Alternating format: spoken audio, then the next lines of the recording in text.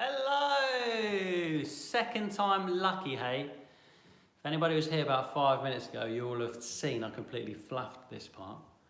And, I'm getting messages now. And accidentally turned the camera on. Hello everyone, how are you? I'm trying to find a way of putting the chat on. Oh, I love this bit. Oh, I love this bit. There it is. Hello. Teresa? Therese? Paul? Houston, hello everybody, how are you? Hey Shelley, Umesh is here. Umesh, you're a legend. Hello, David is here. Hello everybody, how are you? Howdy Sir Bry Guy. Al Brady's in the house, everyone. Hello everybody, how are you? Egypt, let me know where you are. Denmark, Canada, I don't know what time is it. What time is it in Canada? Canada, hey Alessandro, it's too fast for me. When I'm looking to the side, by the way, like this, it's because I'm reading all of your messages that come up on the screen. One day I'll crack this. Hey, Gary Smith, how are you? Martin, you okay? Hello, everybody. Wow, it's bonfire night. It is bonfire night. Okay, so here it's bonfire night. I probably picked a bad night to do this, but it's a bit of a surprise thing. I just thought off the cuff today. I couldn't put out a video last week.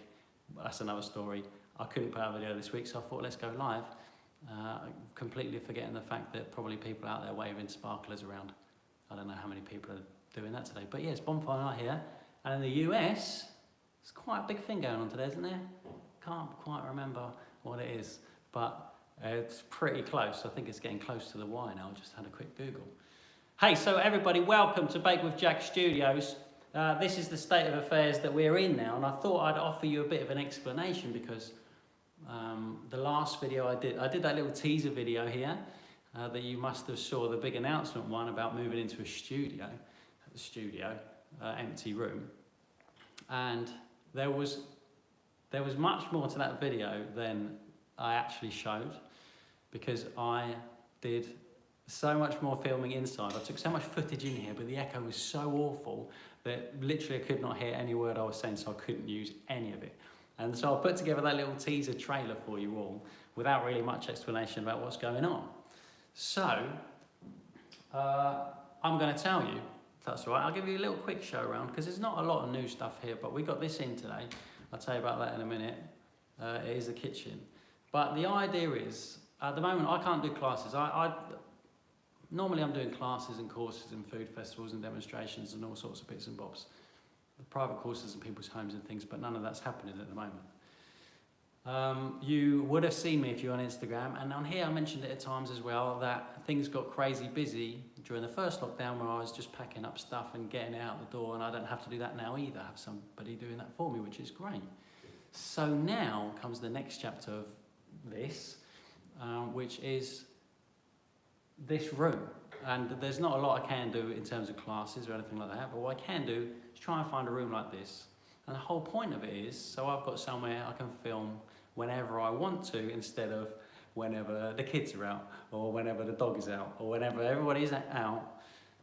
If I could have my own space to myself, with all my stuff around me that I need, with lights up and cameras ready to go, and props and bits and bobs, what I'll show you in a minute, ready to go, so I can crack on and make some videos and eventually online courses that everybody wants so much.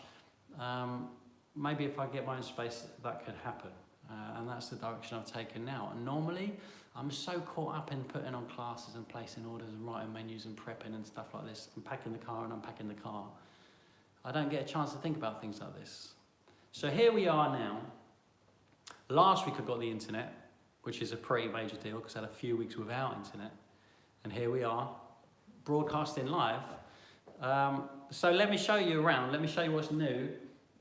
You've seen the floor. I think you've seen the floor in another video, and the rug. Yesterday, so I won an auction for somebody's old kitchen on eBay last week. And yesterday I hired a van, went to their house, and we packed it all up, popped it in the van. I drove it here and unloaded it. Those of you who watch me on Instagram carry everything upstairs. I did have somebody to help me out briefly for a bit of that. It wasn't just me. I know it looked like it was all just me, but there was some other person here. I had an emergency pal come and bail me out because I may have slightly underestimated the task of carrying a kitchen up to a first floor room. and putting it in. So I called an emergency friend to help me out. So I'm going to pick this up. I'm going to show you around. Look. This is what potentially this was going to be like, except I'll put the camera a bit high so I don't cut my head off. I can be here. This is going to be raised up on wheels, so I can wheel it all over the place. Let me pick this up. I can show you. This I made today. I say I made it. Just screwed another box on top of another box. The oven's going to go in here. I'm going to have a sink here somewhere once I've figured that out. I need to chop this wood up a little bit and sand it down and make it all nice. So this, you may have seen, you may not on Instagram today. This part here you've seen on another video. This is going to be like, I'm going to have a wall put here, and it's going to be like a walk-in dry storeroom. Let me get out of the way. Proper dry stores and all the bits and bobs in a fridge and freezer and stuff like that. Here is shelving for all my props. Look at that. For photos and stuff like this. This is stuff that I normally have stashed away in boxes in the loft that I never see. So it's all here. So in theory, I can make some nice bread on that table, wheel it to the window, get some props on the go, get some nice things and take some wicked pictures and get out more recipes that way. Here I have some more racking. That's a cooker down there, by the way. We'll deal with that another time. Just plug it into the wall, don't you? No, who knows, we'll find out. This is all my photography bits and bobs. There's that camera. I told you I had a camera, didn't I? There it is. An actual camera. It's out of the box now. Maybe I'll use it one day. Put tripods and stuff in and that little silver YouTube board. And here is my trestle table desk that you've seen. It's still there. I still need to get a proper desk. But there you go. There's the space. And this is what it looks like. So there you go. I just wanted to update you on stuff like that. And let you know why I'm doing what I'm doing. Because I'm not sure it was clear from the other video. And it's difficult on here on YouTube for me to let you know. Because some videos might not appeal to you and I might not have a little bit of information in there for you. You might see stuff on Instagram or Facebook, or you might not even bother with it, and you might just see what you see here. So I wanted to let you know properly, if that's okay. Greetings, Ron's here. Umesh is still here. Nice, it is cool, isn't it, Umesh? Yeah, it's pretty good, isn't it? I mean, I need to get a spirit level in here, don't I? Clearly, but I will suss that out. A lot of these things, I think to myself, how hard can it be? How hard can it be go to someone's house and put a kitchen in a van? Actually, it's pretty tricky, but it's a good story, isn't it? Later down the line, we'll be saying, remember that time I got that kitchen? That was funny, wasn't it? It wasn't funny yesterday. All right, so I've got a little agenda here, a couple of things that I want to talk about, and also we'll do a little bit of Q&A at the end, towards the end. You might have some questions flying around. Famous last words. Any wall-mounted cabinets? No, we're not going to go there. We're not going to go there. How hard can it be? So, sometimes I think to myself, I said this on Instagram today, I wonder if I do things, am I supposed to do things this way? I just do things the way that I know how to do them, and then halfway down the line when I'm cleaning out cupboards with a cloth and a spray gun, thinking, is this what, should I have done it this way? Is there another easy way of doing this? I don't know. Here we are anyway. It's looking wicked. I'm getting some cast. It's going to look amazing. Can't believe it. So, on the agenda, studio update. I think that's about it, the studio update. We're going to get some water put in here. I'm not going to do that. I'm a real man to do that. Water, or lady, electricity will go there. That will help me out a little bit. I have a mailing address now. If you want to send me mail, you can do that. There's an address on the contact page of my website now. Of Baked with Jack Studios, so you can actually send me stuff instead of stalking out my house, which is fine. Oh yeah, okay. So just a couple of things, and we'll do some questions. Happy 15th wedding, happy 15th wedding anniversary to Steve's wife, Julie. Happy anniversary, 15 years. Wow, you've got 5 on me. Woo! Happy anniversary. I hope you're having a wonderful day. I'm not sure where you are in the world, but I hope you're having a wonderful day. I just spotted that. All right. When are you making bread? When do you start making bread? All right, we'll do some questions after. All right. A couple of other things. Recipes. You on YouTube here, if you're on Instagram and Facebook and those things, you'll probably see that I put recipes out every once in a while. But here on YouTube, I don't know if you see that. I can post it out in the communities tab, but I'm not sure if you see that. So there's a few recipes up that you may have missed. The last TV appearance on Channel 4 was a couple of weeks ago on Sunday Brunch, and I did 3 recipes, 3 flatbread recipes that you might want to go and check out. There's a naan bread recipe that I was quite proud of actually. Polar breads, and we've been there before with polar breads. And there's a soft taco recipe as well. And off the back of the last week's video, or the one before, the bagel one, I did a bagel recipe as well. They're all up on the blog for you to go and see. I wanted to let you know, because you may just miss all that stuff, unless you are subscribed to your free Home Bakers Bulletin email, which doesn't come out once a week at the moment. It comes out kind of sporadically. But that has everything in it, and you won't miss anything that way. But there's recipes there if you want them. Christmas gifts this year. I'm a little bit concerned that the postman's going to have a crazy time at Christmas. So if there's stuff in the shop that you want to get, so that's already in there for gifts, I encourage you to do it early. I'm shopping early. There are a few new things that I'm going to show you now, but they're not ready, okay? Remember I did a scraper video a while ago, and I was talking about the Baby Jack dough scraper, the best one on the planet. And the other dough scrapers as well in the video. One that come up was a larger one, and I said if enough people want large ones, I'll have larger ones made. And now we've got large ones. That is larger. I'm not just holding it closer. Look at that one, that's massive. It is larger. However, 2,000 delivered and 1,995 of them were bent. So they got to go back and get straightened out, or whatever they do. I don't know what they do. Maybe they melt them down and do them again. I don't know, but they're all bent. So you can't buy those, but they are coming.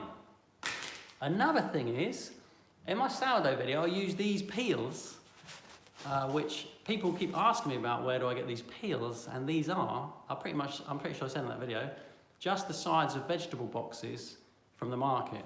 Wooden veggie boxes, pull the sides off, write your name on it, and you got yourself a peel. Quite a cool looking one as well sometimes. That's a peel. That's a peel. So many of you asked me for them that I actually had baked with Jack ones made with a little chamfered edge. Is it chamfered? Is that right? I'm not sure if it is or not. Little shaved off edge there, like that. I had a load of these arrived, but they're very sharp on the end. Somebody cut themselves who unpacked the box. And so they've gone back to be shaved off. They appeal to me too, Dee. Nice pun. They've gone back to be shaved off. So there, you can't buy these either. So there's 2 things that you can't buy in the shop, but they are in their way. If they come in time for Christmas, well, wouldn't that be wonderful? But I don't know. So I'll let you know. I'll keep you updated at Home Bakers Bulletin, and on here, and on social medias. Also, I have Bannetons being made as well. Baby Jack Bannetons are on their way. When they're going to be here, who knows? But they're on their way. So there's 3 things that are on their way, and you can't buy them. But I will let you know. I'll let you know when they're here. News, but no news. Basket, yeah, Banneton baskets. Loads of them. On their way. Okay, so let's do some questions, shall we? Let me just check. I've told you everything I need to tell you. Yeah, I just wanted to show you this, because I'm quite pleased with how it's looking. Yesterday when everything came out of the van, I wasn't quite pleased with how it was looking, because there was just wood everywhere. But now, I'm quite pleased with the way it's shaping up, the way I'm shaping it up. Because every time I say we here, I actually just mean me. Right, so questions. When did you start making bread? Okay, let's do some of these questions. If you've got questions about, you might have questions, there might be obvious things that I haven't told you, that you want to know about this, or what's going on, or whatever, or bread. So just pop your questions in and I'll just get to a few.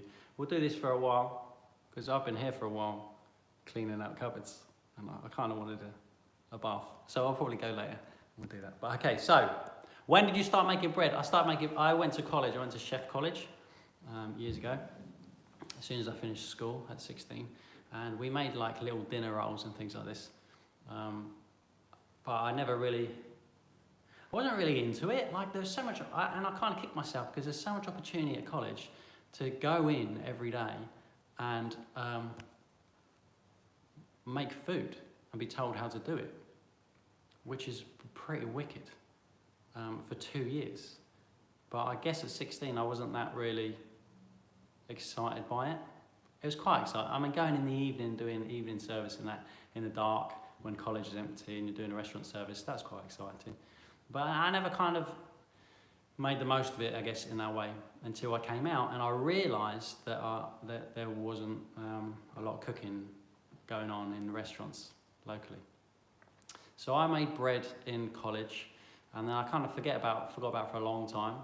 And then in 2007, I went to the Banneton kitchens to learn with Richard Banneton. I literally did a course. I think it was like 3 days. I learned how to make bread, and that's when I got the bug properly. And I don't do it his way, and I didn't do it his way for very long. I kind of made my own way, and then I just practice in whatever place I was working in, whether it was a restaurant or a hotel or wherever it was I was working. I was trying to get bread on the menu and make it work. And then I started teaching 7 years ago. So there you go. That's when I first started making bread. All the comments have just disappeared now. Here they are. Here they are. How do you train your ear to hold a pencil? Basically, practice. Pop it on, pop it off in front of the mirror all day, and you'll crack it. Where's the comments gone? Ah, they're back. Can you use Banneton baskets for yeasted bread? Of course you can. Yeah, of course you can. You want that stone, if you're making like a stone baked bread and you want to rest it upside down in a Banneton basket, improve it up, you can do that, and then tip it out onto your new bake with jack pill, currently not available, and slide it onto the stone and do a stone baked loaf that way. Yeah, you completely do it with yeasted bread, of course you can. And you get a nice pattern on the outside and you get a stone baked loaf, which is wonderful. Just bear in mind, like if you're doing that from doing sourdough, it's going to be way quicker. You don't have to wait overnight for everything to prove. It's going to happen in like 45 minutes, an hour. Something like that. There's always someone who asks me how old I am. And I'm still 34. How are you doing since you posted Who Am I Now? Oh, that's nice. Love the post in response to your letter. So I did a blog post called Who Am I Now? And I'm doing okay. I'm doing all right. Loads of people commented on that post. I closed the comments box because I couldn't keep up with them all. I tried to reply to all of them. I'm doing okay. I think that was a real moment. That blog post went a bit crackers actually, and that was a real moment. But I'm doing good now. I've got a new plan. I think that's what I needed, a brand new plan, something to do. No, I didn't have nothing to do. I just didn't have a direction to do it in. And now I do, which is great. Thank you very much. Hey Jack, long time watcher, first time poster. Bosh. Do you have a pizza dough or naan recipe that I like? Yes, there's a naan bread recipe on my blog, and I'm really quite pleased with it. They come out really nice. I'm going to come to the second question as well. I do have a pizza dough recipe. If you drop me an email, I will send it to you. Possibly not tomorrow. But I do have a pizza dough recipe I'm quite proud of as well. Kenny, after that. That was from Sparky Taggart. Kenny Kennington. For your naan, have you tried using a baking stone on the grill as it acts the same as a wood-fired oven? Top tip from Kenny. Pop a baking stone in your grill. Heat it up first, right? And then you have the heat on the top and the heat from underneath. Bish, bash, bosh. Wood-fired oven effect. Yeah, I get it. No, I haven't tried that. Normally what I do is I stick it in a frying pan, and then I put the frying pan under the grill. Come on, really nice. Okay. Next question. When were you on Sunday brunch so I can watch and catch up?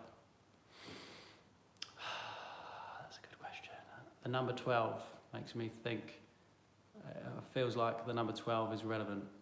Search my brain. Maybe it was the 12th of last month. That's a guess. But if you look on my blog where the 3 recipes are, it will say what day it was. Have a look on there. Hit that thumbs up, guys, says Frank. Yeah, you can do that. Hit the thumbs up if you like. You have a nice time. I should have put some snacks out. I'm very conscious I invited you here I haven't got any snacks for you. I'm sorry about that. It's not acceptable. Oh, you did it with a baking stone too, that's great.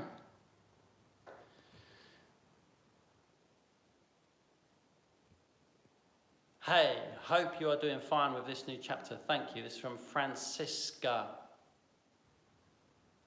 Can you use your Banneton with a super hydrated bread? Doesn't it stick big time? Potentially, yes. Wet doughs are stickier than other doughs, right? But this is the way I see it. Let me get a basket, hold on.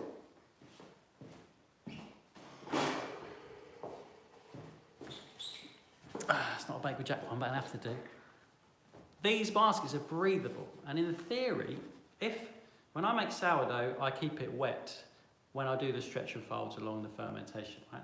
I spray it with water so it doesn't stick to anything. And then when I get to the pre-shape and the shape, I use flour, and that's to create an outside, a dry outside skin, if you like.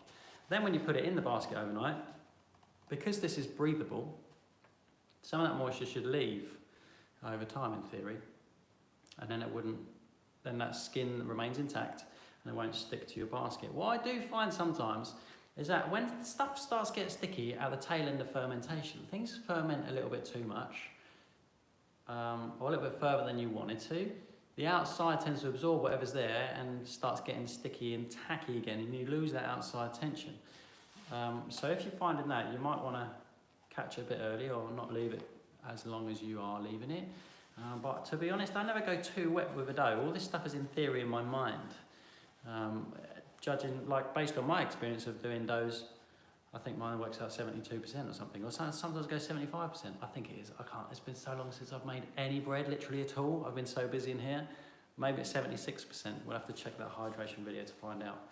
But I never go too wet. But in theory, the principle is the same. Breathable basket. Don't ferment too much. You know, if you keep it in the fridge as well, hopefully the fridges have got a little bit dry air as well. That might help out. How do you clean the Banneton, Alessandro? I did a whole video on cleaning a Banneton basket, and it involved the brush. And that is the video summed up in about 4 seconds. Brush it out. I never put, look, it's got flour in it. How do you clean a Banneton? Just give it a little brush. Linen liners stop the sticking for me. Yep. Nice one, Gary. Sometimes some people find linen liners, cotton liners. Someone sent me a special liner the other day from a company called Clean Bake. Oh, if I had it on hand, I could just show it to you, but I don't know where it is. Or do I? Hold on.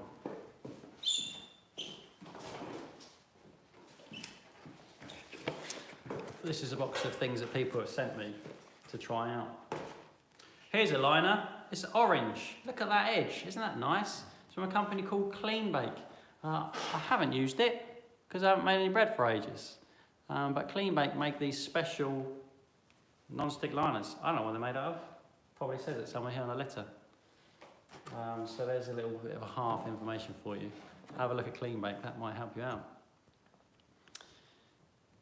I tried to watch a replay of Sunday Brunch, Kathleen, but I couldn't find where to watch it. Is it possible to watch it in the US? No, it's not, unless you have a special thing called, somebody told me about, called VPN. I think it's VPN. I don't know what that is. Google it, but someone said you can watch it on VPN. Other than that, you can't, I'm afraid, but it's only an 8-minute segment. You haven't missed out much anyway.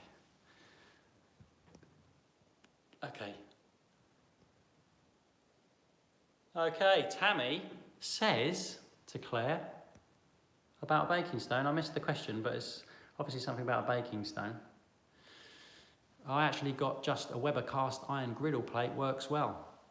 Couldn't find a baking stone anyway. Okay, fine, yeah. So if you can't find a baking stone, effectively a baking stone is something heavy and hot. That's it. I've got loads here. I'd get them out of show if you wanted, but they're all over there. I've got ones made of clay, special word beginning with a C, I can't remember what it is. I've got ones made out of granite. Somebody sent me one made out of carbon steel, I believe. It's heavy, it's hot. The end. What time do you go to bed? I'm not doing very well at the moment. I try to be asleep at 10, but most of the time it doesn't happen.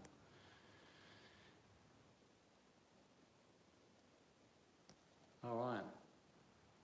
What time is it? Oh, I've been in 25 minutes, that's all right. Would love a video on baking stones. I think I did one. I think it was a long time ago, though. I'm not sure what it was about. The different types. That's from Claire.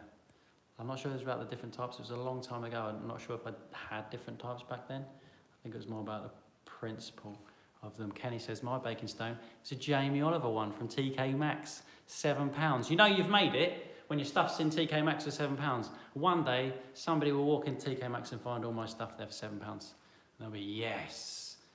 VPN, apparently, is private networking, cheating internet rules. Oh, legal? I don't know. This is not recommended by me on here. Stephanie Edwards, I don't know who that is. That's my mum. Ceramic is the word beginning with C, relating to clay. But I don't think it was ceramic. I don't think it was ceramic. I haven't got a box to read, but I'm not sure that was the word I was looking for. But thank you very much, though, Mum.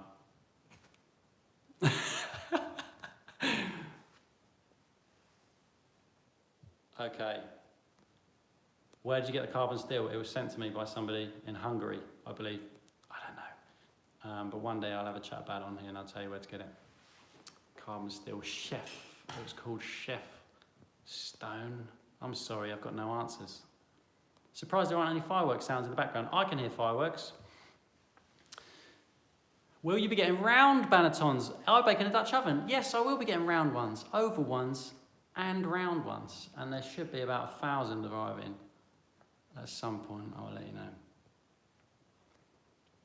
Baking stone must be a tricky thing to buy online, isn't it? For my classes, that come from Paula. Baking stone must be a tricky thing to buy online, isn't it? You can get them from Amazon. I got them from Amazon. When I have classes, I had to buy like 8 pizza stones. Baking stone, pizza stone, same. So I got them from Amazon and they were all right.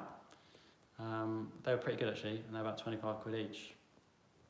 One day there'll be a Bake with Jack one. Just too late for the Christmas rush. Next year maybe. What is the best way to transport my starter if I'm going away for a few months? Laney, where are you going? Are you taking your starter with you? It sounds like you're going on holiday and you're taking your starter with you in your pocket. I guess that depends on where you're going. I'm not sure if you need a passport for a starter, if it's something legally you can take with you. It is alive after all. I don't know. I would probably leave it in my fridge. If you're going away for a long time, maybe you're going travelling, maybe you're moving somewhere for like a year, in which case I would probably just take the smallest amount in a Ziploc bag or something. Smallest amount, you only need a tiny bit anyway. It probably doesn't need to keep it particularly cold. You won't be able to freeze it and take it with you, depending on how long the journey is. You could put it in a jar in a fridge bag if you really wanted to.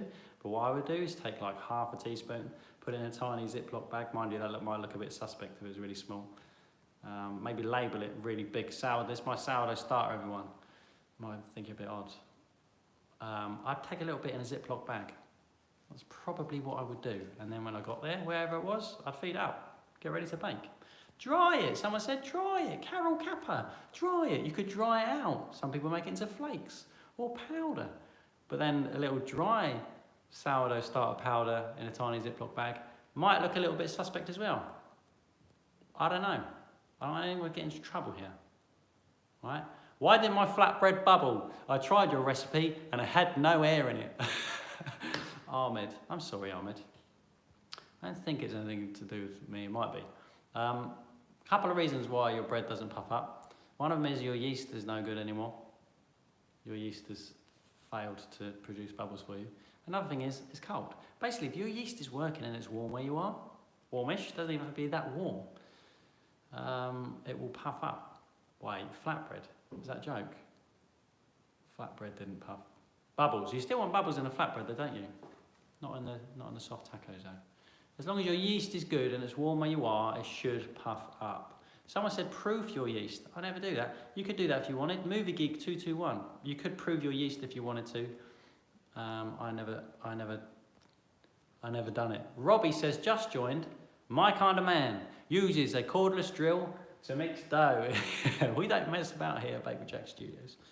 Oh, sponsored by Bosch. We're not sponsored by Bosch in any way whatsoever.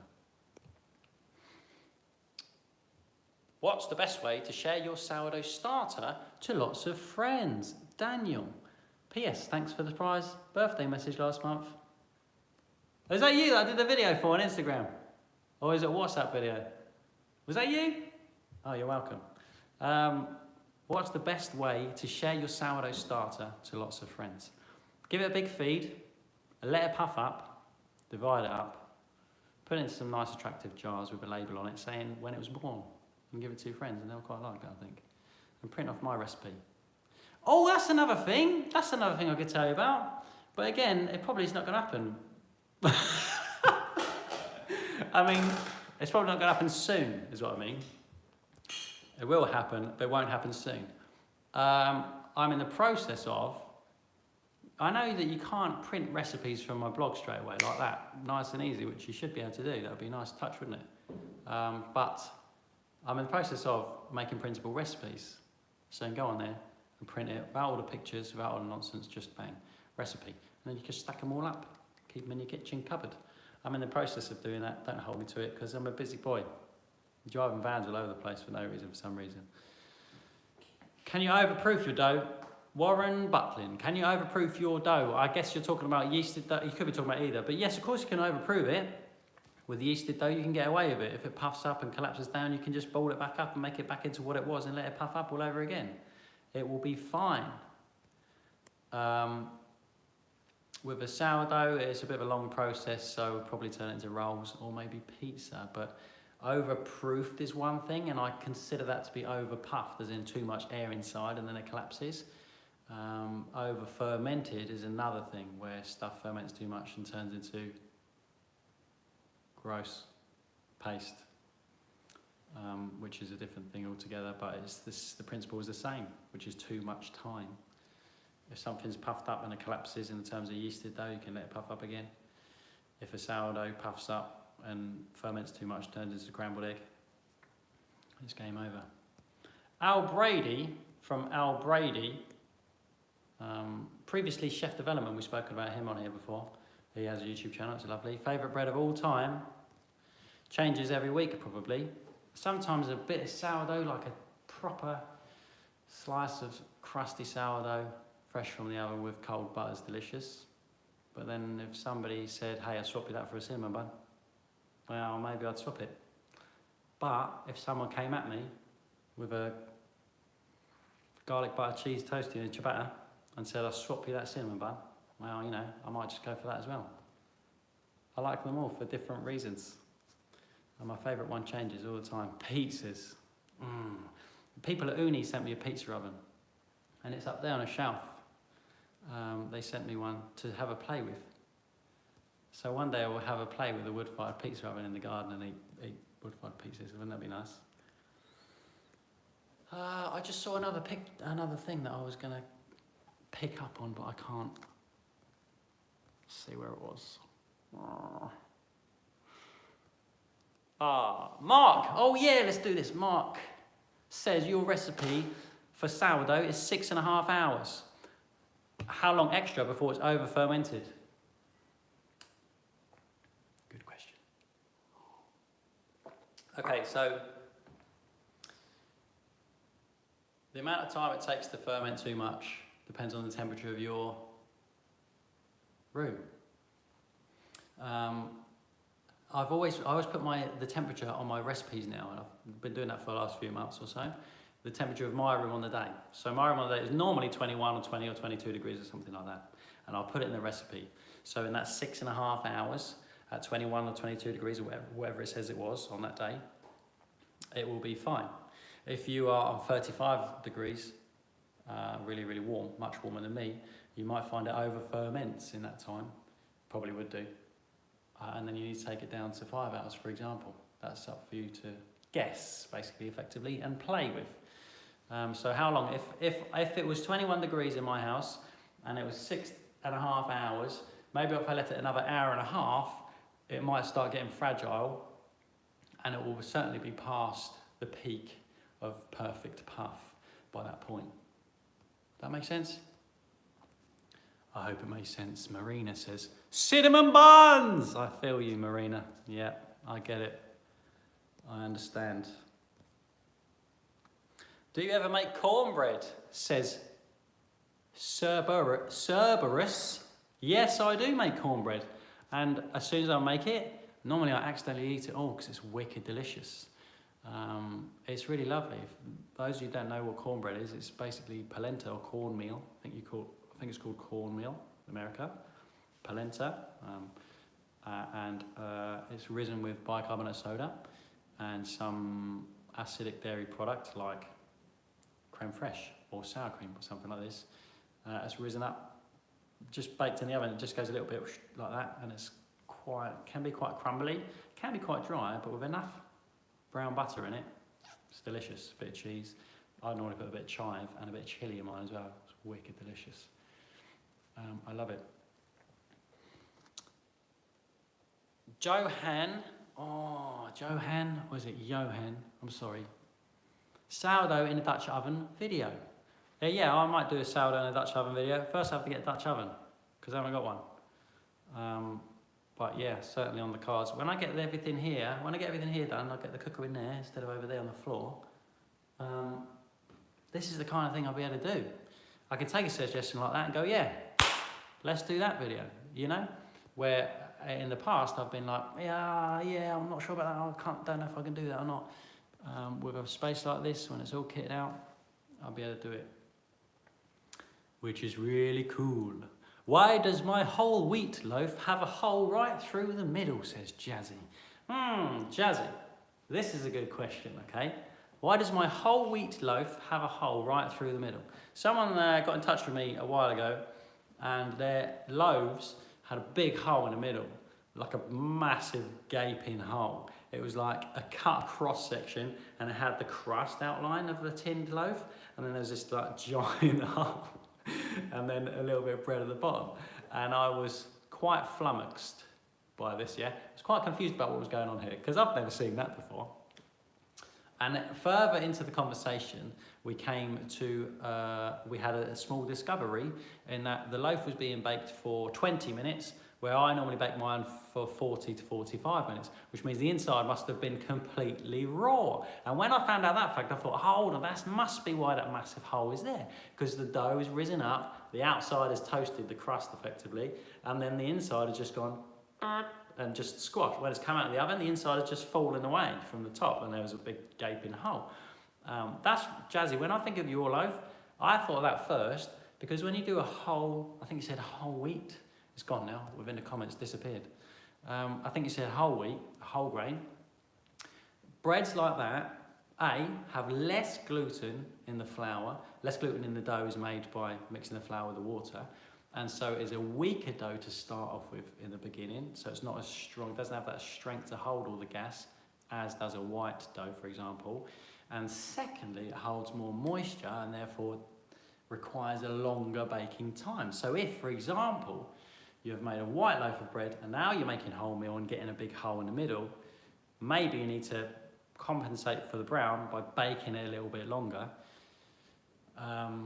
Maybe it's not baked in the middle. That's the only thing I think of. That's the thing that comes to my mind with because of that conversation I had with that chap, why there's a massive hole in the middle. Because previously, I'd never seen that before. It completely blew my mind and I was completely stumped by it.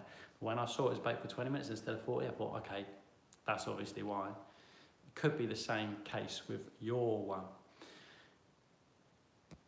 It was wholemeal. Thanks, Joel.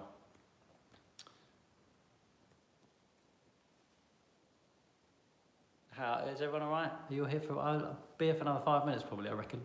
So I'll do a few more of these, if that's okay. Will your shop stock thermometers soon, please? Thanks, Jill. I'll tell you a funny story about thermometers.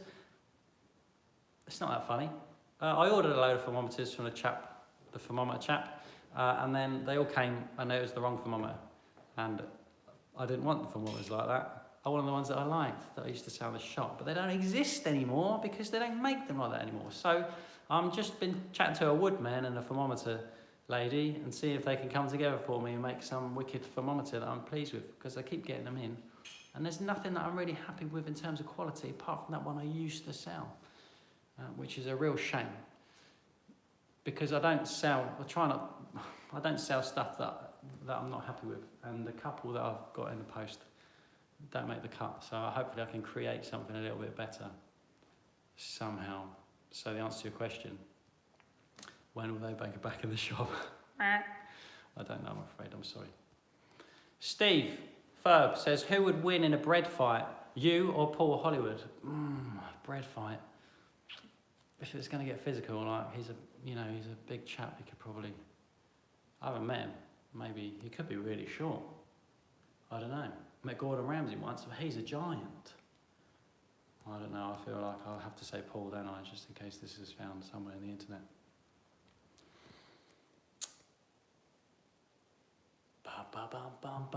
Bretson. Sai says Bretson. I don't know what that means. I'll Google it later.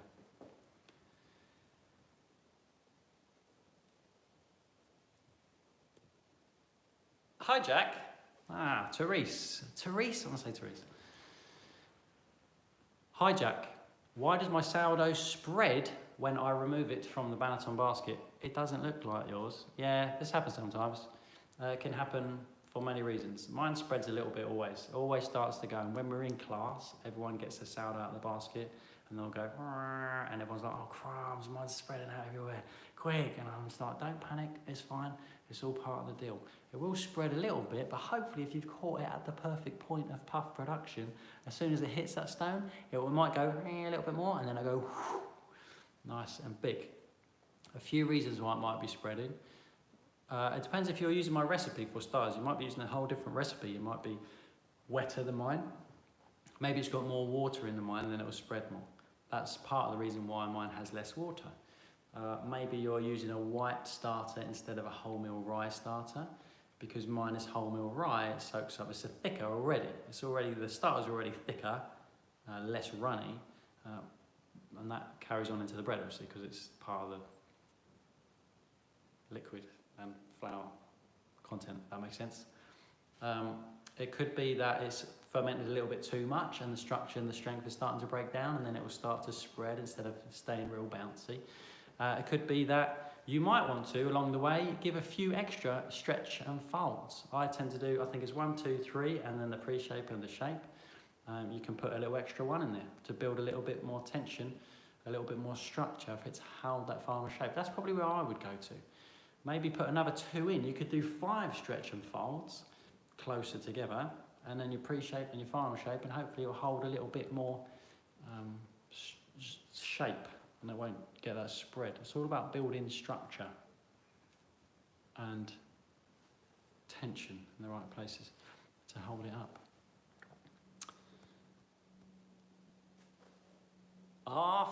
Paul says, our family card game is called Hello Jack. Do you want the rules? Obviously, yeah. Don't put it in the comments box, it'll get lost. We used to play Beat Jack Out of Doors. I don't know what that means. It could be the same game. I don't know. All right, a couple more, and then we will call it an evening, if that's okay. Got wood to sand in the morning and saw up into pieces. Can't be that hard, can it?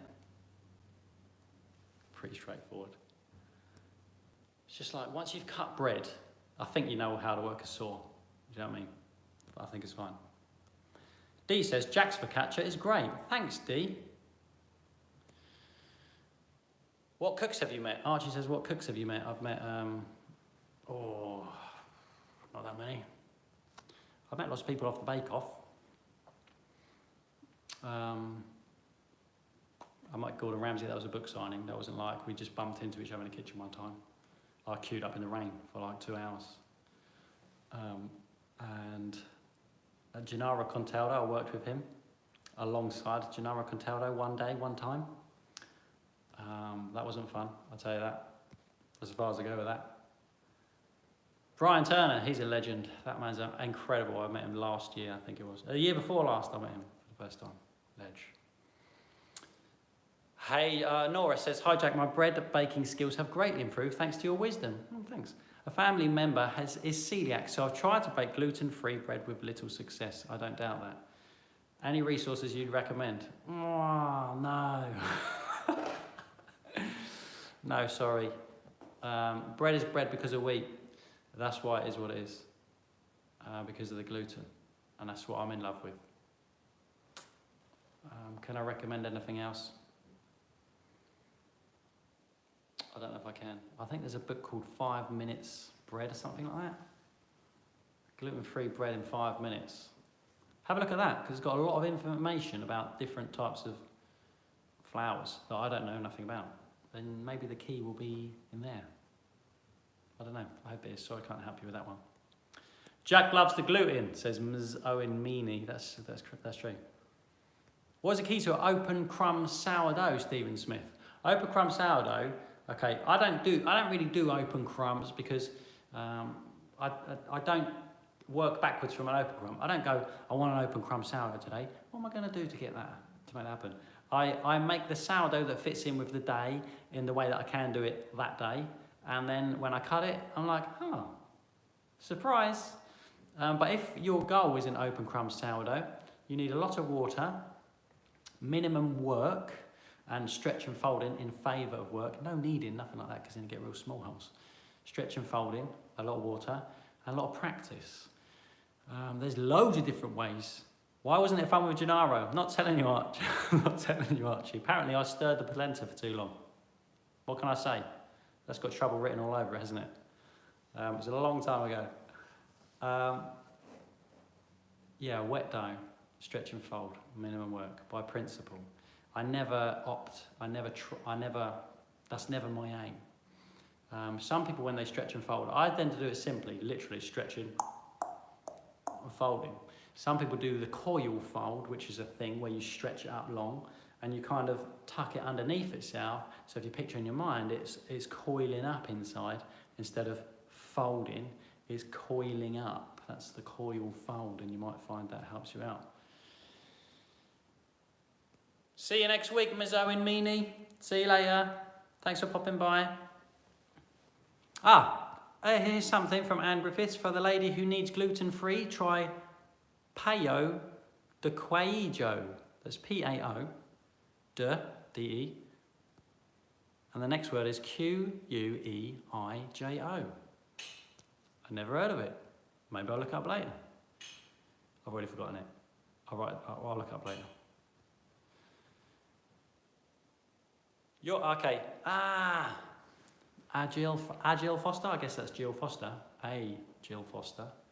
Your tip to take notes about the process, temperature, etc. has been one of the most helpful things for my sourdough experiments. I think this is never spoken about. When I was on telly a couple of months ago, Ronan Keating was eating my bread. I know, from Boyzone. He's a big deal. He was eating some bread and he had some trouble with his sourdough bread. And I was on live television and he asked me about it and I was like, wow, just blurted out some crazy whatever answer from the other end of Skype to the live TV studio. But what I should have said is practice, Ronan. Practice. Take notes. I'm actually in the middle of producing bread making diaries.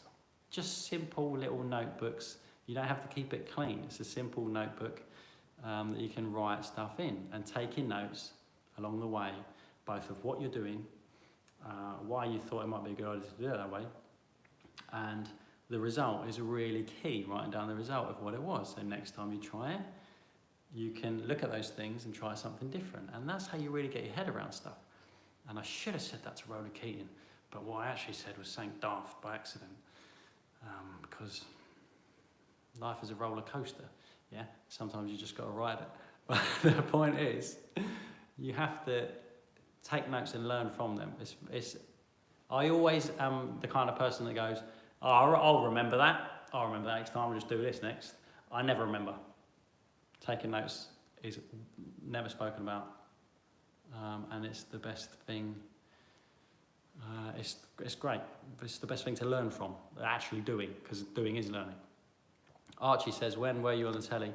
So I've been on Sunday Brunch as the bread expert for 2 years now, would you believe? I can't quite believe it, which is cool. And every once in a while they give me a call, say, you want to make some bread? And every once in a while I give them a call and say, how about some bread?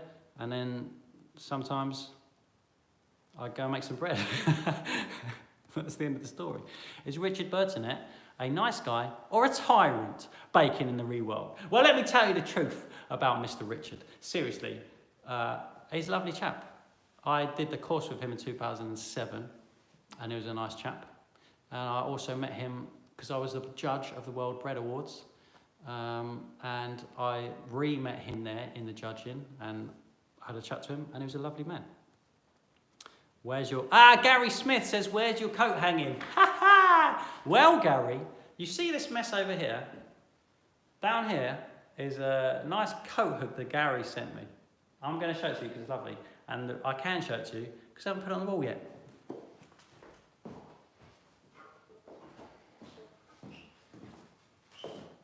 Check out what Gary sent me. Look at this.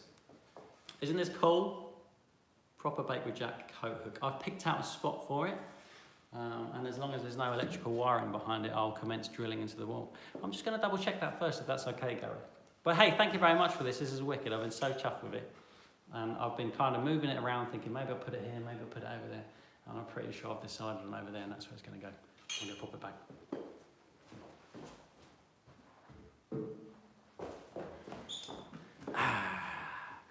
Anybody tune in at that part and said, where's Jack? That was from Gary Smith. From Instagram.